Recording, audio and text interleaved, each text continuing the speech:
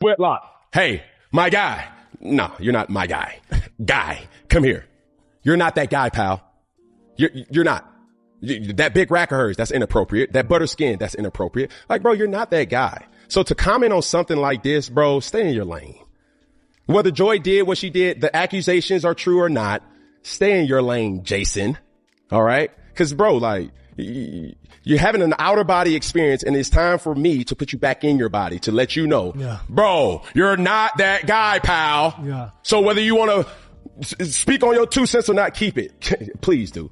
Because no, it ain't that. Joy, is she a very attractive woman? Absolutely. And it's not for me to make inappropriate statements, Jason, by saying that rack. Like, bro, come on, bro. Like, all right, let's put it like this, since we want to get personal. Like, who you sleeping with? What she look like? Like, bring her to the forefront, him to the forefront, because now you got to be open in these. He's got to be. You know what I'm saying? And it ain't no shade, but I'm just giving the bug. Yeah. This is a person who's, bro, like been a villain in the industry for years. So I'm like, bro, we want to see her. Him, whoever. I'm not judging you, bro. I'm just saying, don't say no inappropriate things like that and not be questioned about that. So as you can see, Cam Newton is taking up for Joy Taylor. And you remember what Jason Whitlock said. Look at this. I think Cam is insinuating that I'm not that guy because in his view, you ain't that guy. You're not knocking off these 304s in television and on Instagram. You're not that guy. You can't talk about these women that are sleeping their way to the top because you're not that guy. You're not betting those women. And what I would say, Cam, is you're right. I'm not that guy. I don't want to be that guy. I'm trying to be a guy that reaches people like Cam Newton and say, being that guy is an actual mistake. Yes, Joy Taylor is all over the news, social media, big scandal. And this is what Jason Whitlock said. What's interesting and what everybody has focused in on is like, holy cow. We got this black queen out here that is basically grooming her best friend, the hairstylist, to be a sex worker within corporate America. And that we got this black queen out here trading sex for promotions. And the New York Times don't want to have that discussion because that is where the discussion is. Along with, I basically, for the most part, just kept my distance from Joy Taylor. And I kept my distance, not because I didn't like her, it's just because I knew myself. I know myself. I know what I'm capable of. And that big rack of hers that she showed off constantly, it's just, and that peanut butter skin with that big rack, like, Jay, keep your distance. That's going to get you into trouble. So look, so after he said that, it just made an uproar over social media, right? People was taking up for her, including Willie D, which I get it. I understand why he said he might not want to work around her, right? But check this out. That he stayed away from Joy because of her big racks that she showed off constantly. He said, man, I know myself, so, I know what I'm capable of. Really? Really? So you really think you had a chance? Perhaps if you had some real paper, like if you was papered up, if you was like the man with the clout, like if you was in Charles Dixon's position, perhaps, allow me to step in as Joy's counsel and respond to this statement by Jason Whitlock. Joy Taylor vehemently denies any attraction whatsoever to Buffalo Butt, a.k.a. the Walrus, a.k.a. Ham Hot Man. It is repulsive to even think that she would ever stoop to such a level.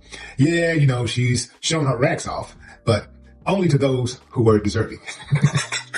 Stephen A. Smith has hopped in here, and he's defending Joy Taylor and Skip Bayless, and I'm gonna. Dave Portnoy did the same thing, and I'm gonna unpack that as well. But let's play SOT number 1 here first of Stephen A. Defending Joy Taylor. I don't know Joy Taylor that well, even though she and I have interacted with one another on several occasions throughout her career, and I find her to be a consummate professional, very good at what she does, very capable, very knowledgeable about the world of sports and what have you.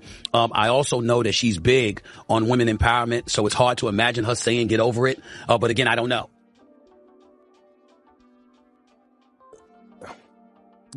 Obviously, Stephen A. Smith is a fraud, in my opinion. I have to admit, I'm pretty pissed off. Now, there's a few people's names I'm not going to mention because, damn it, they ain't worth it. Okay? And I get that. But there's a few men out there that are acting like, this is the perfect excuse to justify why we make the argument that women don't belong in the industry, which is an incredibly egregious thing to say. Okay? They'll look at any Now, we all know sometimes Stephen just be talking. woman sitting in a host chair, or any woman that's a reporter out there, or any woman that has to walk into the locker room, and all of a sudden their credibility is being questioned. My thing, what I'm more appalled at by, rather, even that, is the women all over social media that are allowing it to happen. Most egregious, Tory, is the abundance of women out there who are laughing, who are pointing the finger at Joy Taylor with a profound level of guilt as if they know. You mean like how they do men in the public eye when the man is in trouble for something alleged and have not even been to court? You mean like how they judge the men? Because they do. Even when they throw in the word allegedly, they do it with smirks on their face, sort of dismissive, because in this business, we know how to speak with our body language, not just with words. And not only that, they're using it as an excuse to question her credibility. Now, I don't know what happened, but let me tell you what I do know. I know that I've seen Joy Taylor on TV a lot over the years, and I think she's pretty damn good. I think she's very capable. I think she's worthy of the position that she has on Fox Sports. I think her podcast with Taylor Rooks is a damn good podcast. I think her credentials in this business have been established. I don't know Joy Taylor that well, even though she and I have interacted with one another on several occasions throughout her career, and I find her to be a consummate professional, very good at what she does, very capable, very knowledgeable about the world of sports and what have you. I also know that she's big on women empowerment, so it's hard to imagine her saying get over it. But again, I don't know. Obviously, Stephen A. Smith is a fraud, in my opinion. And it's comments like this that expose him as a fraud. Here's I grew up in the streets. The drug dealers protected me. Everybody knew, hands off me, the drug dealers. And I'm a street guy from Hollis, Queens. This Negro has no street smarts. None. Zero. And I'm calling it street smarts. He has no wisdom. None. Zero. She's for women's empowerment. I couldn't imagine her. What do you think women's empowerment is, Stephen A? It's using any and everything that a woman has to offer to get ahead. It's using any and everything that a woman has to offer to compete against men and to get men under their thumb. This is, the people that take Stephen A. Smith seriously and think he represents some sort of black masculinity or black empowerment or black anything. It's like, you are a clown that you can't see through. This dude is completely emasculated. He's propped up because he's a clown. He has no street smarts, no wisdom. His point of view is completely feminized. He's saying that she's not a good fit. He's saying that she wasn't qualified to be in that position. That was his main thing. Now, the way he said it about the cans and all that, yeah, that was said a little rough, a little crazy. But at the same time, though, I understood what he meant. Now, of course, the backlash that's going back and forth between these fellas is wild. What do you think? What do you think? Where do you stand on this?